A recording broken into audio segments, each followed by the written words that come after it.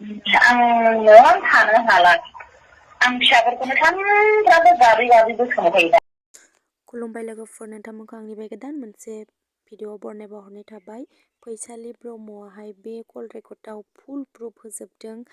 बेयो हौवानि न'आव थांफिनगोन ना थांफिना, आरो बे हौवाया गावखौ गारगोन ना गारा, आरो बे हौवाया पबित्र बसुमतारी नंगौना नङा, बेयावनो फुल प्रुफ होनाय दं।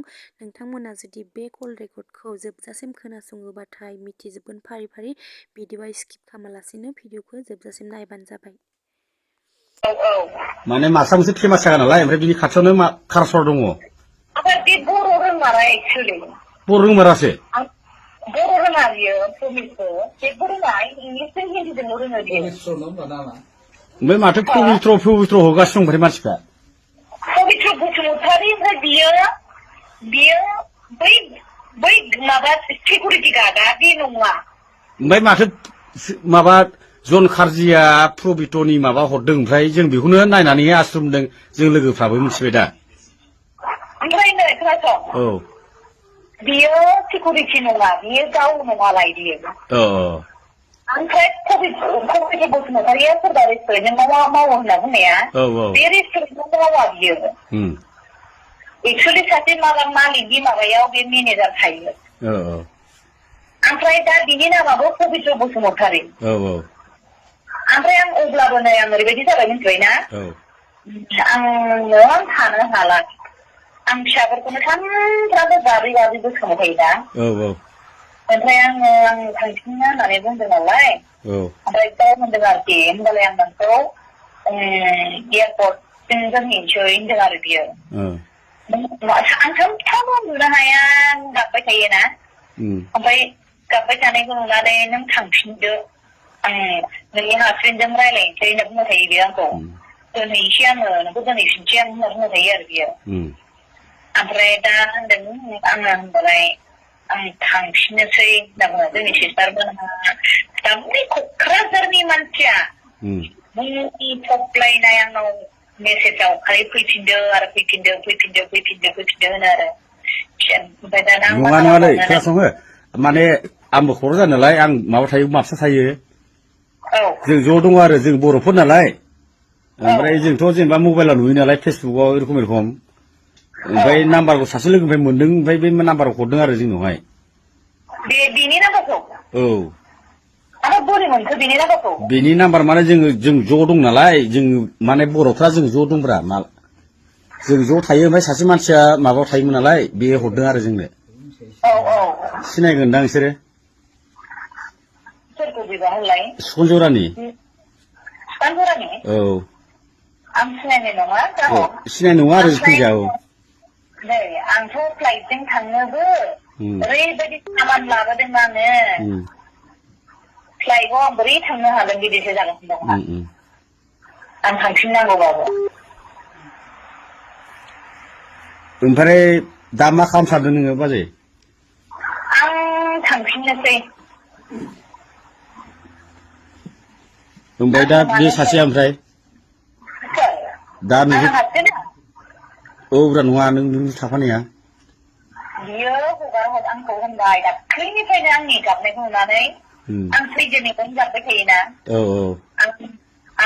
आंनि न'खरखौ आङो माबानानै नोंनि बे डिस्ट्रय जादों होननायनि थाखाय आं फैबाय दे होननानै आं गाबै बुंबाय थायो नालाय। ओमफ्राय बे होनो आरो, बिदिबा थांफिनदो थां, आं दोनहैफिनसै होनो आरो बियो। दोनहैफिनसै होननानै। ओमफ्राय दाना होनबाय, आंनो थाबोबाय लासिंसिं, आं बोरै थांफिननो बेबायदिबो फैलायलाङो आरो आं। ओमफ्राय दा नों हजोंनिफ्राय रायलायहरबाय, ओमफ्राय दा माबायावहाय आसामाव रायलायहरबाय? दा आङो आंनि हासबेन्डजों आं रायलायगोन मिथिबाय। आंनि हासबेन्डआ जुदि आंखौ एक्सेप्ट खालामाबा आं बेजोंनो थानोसै। दे रायलायग्रोदो, जोंलाय माथो खालामना, जों ज' दं नालाय, जों रायलायदों आरो बेखौनो, जोंनि आसामनिफ्राय एरखम जादों नालाय, जोंबो माने नागिरनो सानदोंमोन नालाय बेखौनो। नागिरनाङा दे, आं दङ, आं जेबो सिन्था खालामनाङा, नांगौबा नोंखौ कन्टेक्ट खालामनो मिथिबाय ना। जिखुनु जाया नोङो नोंनि हासबेन्डजों रायलायहरदो, नों मा खालामो मा खालामा, नों रायलायहरदो, फैफिनना मायो। जिखुनु जाया जोङो ज' दङ नालाय, जों ज' दं नालाय। आंनि हासबेन्डआ नै आंनि हासबेन्डआ आंखौ जुदि एक्सेप्ट खालामाबा आं बिजों थानांगोन ना? औ आंहाथ' लाइफआ डिस्ट्रय जागोन ना? औ औ जों माने मा जायो मिथिबाय जोङो सोरबा दङ आं सिकिउरिटि मावो सोरबा अबा मावो आं सिकिउरिटि मावो खिन्थु जोंना आखायाव जोबो नालाय ओमफ्राय सोरबा अबा मावो फिसा थाब जोबो जों ज' रायज्लायदों आरो ज' थायो नालाय औ खिन्थु बे सिकिउरिटि मावा बे बेखौनो जों मिथिगौ नालाय सिकिउरिटि मावो मायो बिदि खोनादों आरो ओमफ्राय बे पबित्र बसुमतारिया बे सोर बे ओमफ्राय पबित्र बसुमतारी जिखुनु जाया फरवरिनि माबा 2013 थांनायनि दंना मोनसे औब्रा बे सोर बे गाव नङानो गावनि सिख्लानानै बुंगासिनो दं बियो नङा नङा जोंथ' मिथिला जिखुनु जाया जों खोनानाय मथे जों एसेबाबो जों बर' मानसि नालाय जोंबो ना What means है ना तो पवित्र बसुमतारी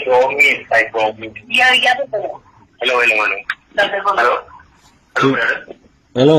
हेलो क्या टेल में हिंदू इंग्लिश अरे हम लोग इंग्लिश रोङालै बर'सो माबा हिन्दीसो रोंगौ ओके हिंदी बोलो टेल में हिंदी बोलो ना या बताओ ना ये जो बंदा मेरे को भी मिला था लेकिन मेरी नाम ऐसा कुछ ऐसा सिक्योरिटी गार्ड का ये ग्रुप 4 का ऐसा मेरे को मेरा फेस ऐसा मेरे को ग्रुप 4 का तो मिला है आपका हाँ ऐसा है लेकिन मैं ऐसा इंसान नहीं है आप लोग मुझे देखेंगे ना तो समझ में आएगा तो मैं ऐसे भी गोवा में ऐसा सिक्योरिटी काम नहीं करता मैं बहुत अच्छा मैनेजर जॉब करती हूँ और मैं ऐसे भी लाइटिंग का डिजाइनर आर्टिस्ट हूँ मैं कोई भी तो है तुम्हारा मतलब आपका जो दोस्त नहीं तो कोई भी है आपको बोल रहा है कोई आप रेस्टोरेंट में काम कर रहा है नहीं मेरा कुछ आइडिया ही नहीं मैं रेस्टोरेंट में कभी मैं मेरे पास कसम से मेरे पास कुछ आइडिया ही नहीं रेस्टोरेंट के बारे में पहले आप जयपुर में काम करता था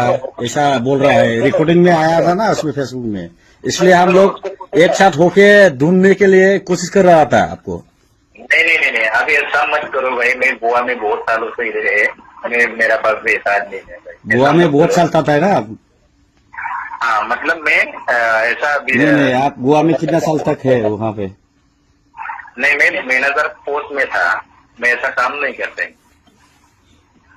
सुनो मेरा भाई हाँ बोलो हम लोग डिस्कशन कर रहे हैं ओके हम लोग टेंशन कर ले क्योंकि हम लोग तीनों का मैटर है प्रॉब्लम है पता है ना तीनों का मैटर है वो हम लोग तीनों का मैटर है जो भी कैसे प्रॉब्लम करना है आपको मालूम है कैसा क्या नहीं करना ओके आप लोग टेंशन मत करो जो भी मैटर है हम लोग का तीनों का हम लोग मैटर सोल्व करके सुलझा लेंगे हम लोग ठीक है आप लोग हमको चाहे तो कांटेक्ट करो हम लोग मापसा में है सुनो मैं तो उसको छोड़ने के लिए तैयार हूँ लेकिन फिलहाल अभी उसके हस्बैंड को मैंने कॉल लगा रहा है तो उसका हस्बैंड ने फोन नहीं उठाया अगर हस्बैंड अगर एक्सेप्ट किया तो अच्छा है एक्सेप्ट कैसा करेगा अभी सुनो वही तो बात करने के लिए मैं फोन कर रहा हूँ हम दोनों अगर उसका हस्बैंड एक्सेप्ट किया मैं इसको छोड़ के आता था ठीक है आप उसको फोन करते रहो फिर क्या तो मेरे साथ रुकना पड़ेगा ना भाई तो इसलिए आप लोग ऐसा सुनने का वो करने का ऐसा